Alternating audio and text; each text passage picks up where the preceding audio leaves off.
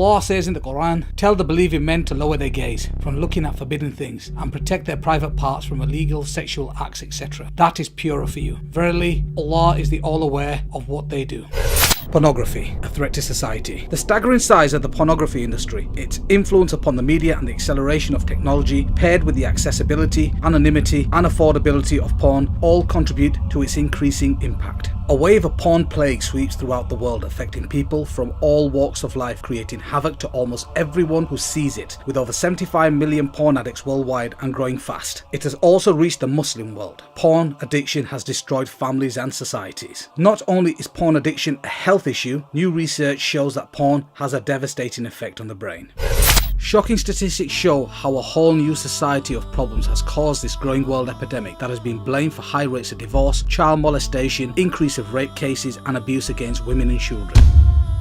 Big business. In 2006, the sex-related entertainment business estimated revenues were just under $13 billion in the US, according to the president of the Adult Video News Media Network. At that time, US porn revenue exceeded the combined revenues of ABC, CBS and NBC. In 2007, global porn revenues were estimated at $20 billion, with $10 billion in the US alone. From 2001 to 2007, internet porn went from a $1 billion a year industry to a $3 billion a year industry in the US. It is estimated both global and US porn revenues have been reduced by 50% between 2007 and 2011 due to the amount of free pornography available online. Porn and the World Wide Web. Every second, $3,075.64 is spent on pornography. Every second, 28,258 people are viewing pornography. Every 39 minutes, a new pornographic video is created in the United States. 35% of all internet downloads are pornographic. 42.7% of the internet users view pornography. 30% of porn addicts are women and 70% are men. 1.5 billion pornographic downloads per month. Over 420 million pornographic pages. Over 13,000 porn movies produced every year, 4.2 million pornographic websites, 68 million daily pornographic search engine requests are related to pornography, 72 million worldwide internet users visit adult sites per month. In the US, internet porn pulls in $2.84 billion a year. The entire worldwide industry is worth $4.9 billion. In the US alone, 40 million Americans are regular visitors to porn sites. Social scientists, clinical psychologists and biologists have begun to clarify some of the social and psychological effects, and neurologists are beginning to delineate the biological mechanisms through which pornography produces its powerful negative effects. Porn effects on family, marital. According to the National Coalition for the Protection of Children and Families 2010, 47% of families in the United States reported that pornography is a problem in their homes. Pornography use increases the marital infidelity rate by more than 300%. 40% of sex addicts lose their spouses. 58% suffer considerable financial loss, and about a third lose their jobs. 68% of divorce cases involve one party meeting a new paramour over the internet, whilst 56% involve one having an obsessive interest in pornographic websites. Porn addiction and the child sexual abuses. There is a correlation between online porn and paedophilia. There is an estimated 1 million pornographic videos and or images of children online right now. In addition, child predators often use internet porn to lure in young people. The National Center for Missing and Exploited Children states that almost half of all child predators have child porn on their computers. Search engines get 116,000 queries every day related to child pornography. In 2012, 54% of child sexual abuse websites were hosted in North America. It has also been estimated that there are between 50,000 and 100,000 pedophiles involved in child pornography rings, and 1/3 of them operate within the United States.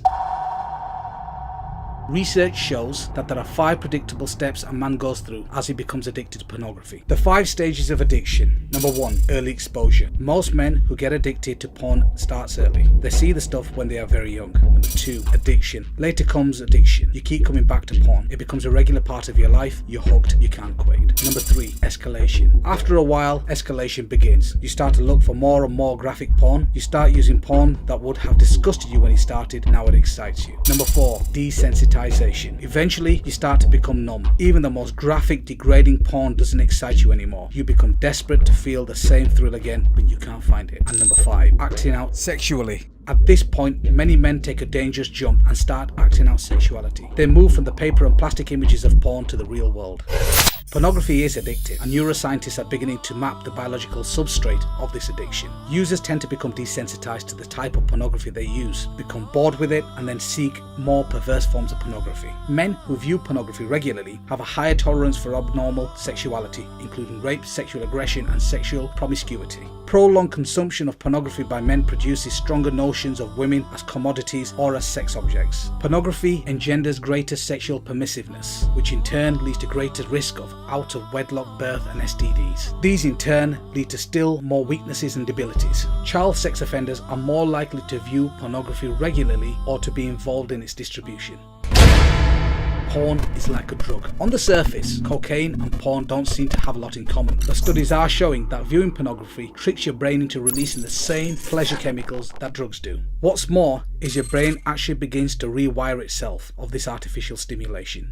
There are three main areas of the brain affected by any type of addiction: drugs, alcohol, gambling, etc. Number 1, the ventral tegmental area, the VTA. Number 2, the nucleus accumbens. And number 3, the prefrontal cortex. These are the very same areas affected by porn addiction. Here's how.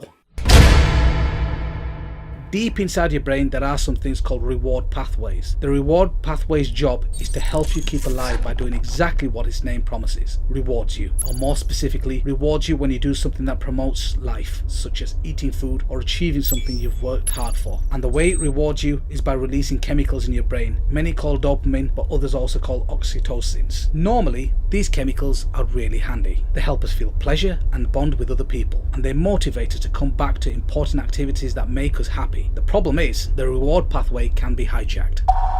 The way substances like cocaine and opioids make users feel high is by triggering the reward pathway to release high levels of dopamine without making the user do any of the work to earn it. Want to know what else does that? Porn. And that surge of dopamine is causing more than just feelings. As it goes pulsing through the brain, dopamine helps to create the new brain pathways that essentially lead to users back to the behavior that triggered the chemical release. The more a drug user hits up or a porn user looks at porn, the more these pathways get wired into the brain, making it easier and easier for the person to turn back to using, whether they want it or not. Over time, the constant overload of chemicals causes the brain changes as well. Just like a junkie will eventually require more and more of the drug to get the buzz, or even just feel normal. Porn users can quickly build up a tolerance as their brain adapts to the high levels of dopamine that porn releases. In other words, even though porn is still releasing dopamine into the brain, the user can't feel its effect as much. That's because the brain is trying to protect itself from getting an overload of dopamine by trying to get rid of some of its chemical receptors,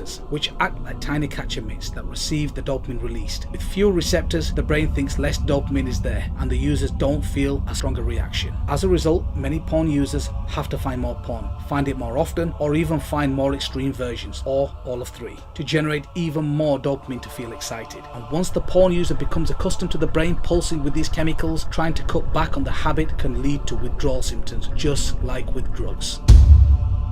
Porn changes the brain. Just like other addictive substances, porn floods the brain with dopamine. That rush of brain chemicals happening over and over again rewires the brain reward pathways, ultimately changing the makeup of the viewer's brain. This can result in an increased appetite for porn. Watching porn lays down new neural pathways in your brain. The more you use, the stronger the neural connections and the more difficult it is to stop. That doesn't mean you can't stop. You can rebuild these pathways by avoiding pornography and seeking healthy alternatives. Porn is addictive. It wasn't very long ago that doctors and researchers believed that in order for someone to be addictive, it had to involve an outside substance that you can physically put into your body, like cigarettes, alcohol, or drugs. Porn can be addictive because the level of neurochemicals released into the reward pathways. A tolerance can be built to porn, and you could be needing more and more of it in more extreme forms. Porn affects your behavior. Many porn users used to find themselves getting aroused by things that used to disgust them, or that go against what they think is morally right. And once they start watching extreme and dangerous sex acts, these porn users are being taught that those behaviors are more normal and common than they actually are. Porn users tend to think what they see in porn is normal behavior, and even expect it from their partners. Habitual users have more accepting attitudes to violence and report feeling less empathy for rape victims.